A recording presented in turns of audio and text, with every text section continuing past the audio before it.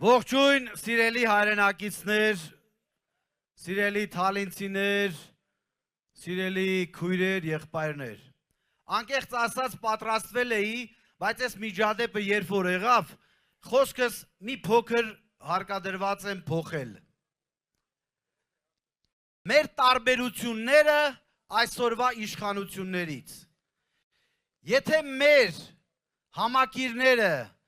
մեր ընկերները, մեզ պես մտածող մարդիկ, որ մոտենում են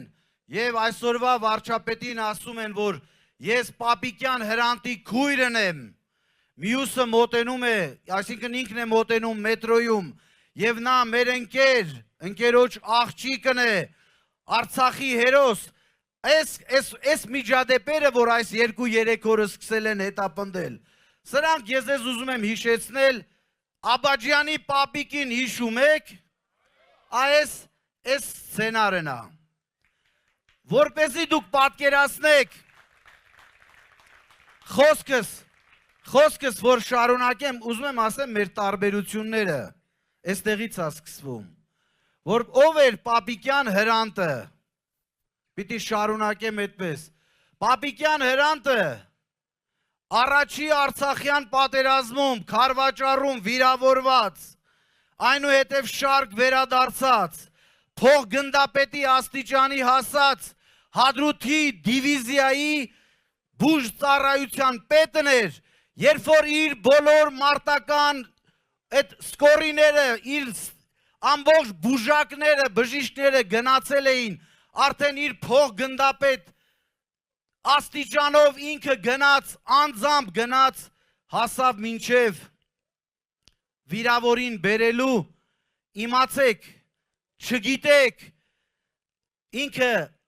ուղարկեց իր վարորդին, վիրավորին դրեցին մեքենան, ինքը մնաց ընդեղ էլի գործ ուներ անելու, սա մի քիչ երկար պատմություն է, բայց մնաց ինքը հիմա անհայտ կորածների ցուցակում է, այն դեպքն այն, որ բժշկուհին, որ մոտեցավ, ասեց Պապիկյան Հրանտի քույրն եմ, ահա մեր տարբերությունները։ Խոսքս ուզում եմ շարունակել, մենք անպայման մեր հերոսներին պետք է արժևորենք, ինչու Հայաստան դաշինք, որովհետև մենք ասում ենք, մեր դպրոցների պատերին պետք է գրված լինի, ոչ թե սրանք, որ գրում են լավ սովորիր, որ լավ ապրես, մենք պետք է գրենք, լավ սովորիր, որ ապրեցնես, լավ սովորիր, որ ուժեղ լինես, ձեռք մեկնես, խեղճին, նեղյալին, որ հայրենիքդ ավելի ուժեղ լինի։ Մենք ասում ենք, որ հերոսը, ոչ թե հերոսը հարկատուն է, հարկատուն երբեք չի կարող հերոս լինել, հարկատուն կարող է պարկեշտ լինել, հարկատուն կարող է լինել կարգապահ, բայց հարկատուն երբեք չի կարող հերոս լինել, հերոսը հերոս է, հերոսների նկարները չպետք է մշակույթի տների պատերից քերվեն, հանվեն և մեր փառքի անկյունները պետք է իրենց արժանի տեղն ունենան, որպեսզի այս սերունդը ճիշտ իմանա հերոսնով է, որ կարողանա հայրենիք պաշտպանել։ Մեր սերունդը և մեր ժողովուրդը պիտի իմանա, պատմությունը դեռևս չի բերել մեկ օրինակ, երբ որևէ մի ժողովուրդ և պետություն ծնկաչոք խաղաղություն է աղերսել և արդյունքում խաղաղություն է ունեցել։ Դրանք հիմա պատմության թատերաբեմից ջնջված են, ովքեր եղել են ծնկաչոք և խաղաղություն են աղերսել։ Հիմա այս իշխանությունները մեզ տանում են այդ ճանապարհով, ծնկած Ալիևից աղերսում են խաղաղություն, չի լինելու այդպիսի խաղաղություն։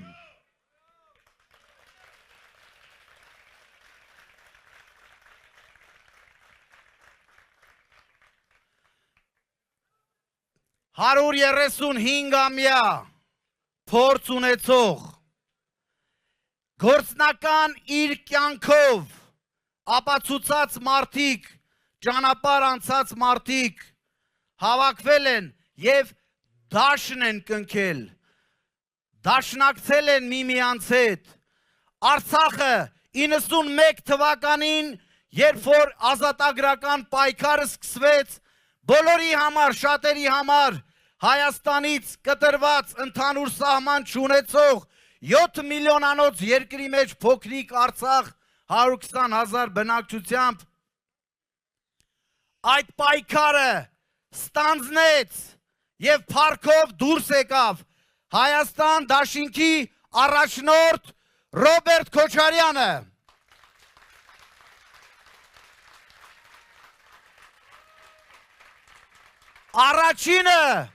Առաջինը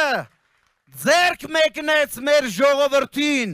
կազմակերպված այն ժոկատները, այն հերոս տղեկը, ովքեր ուղղաթիռներով կարողացանք ծնկի բերել Ադրբեջանին։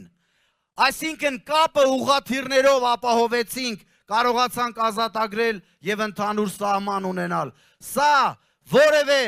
որևէ կերպ պատկերացնելու չէր, մենք դա կարողացել ենք անել։ Ժողովուրդ, էլի ենք անելու ենք։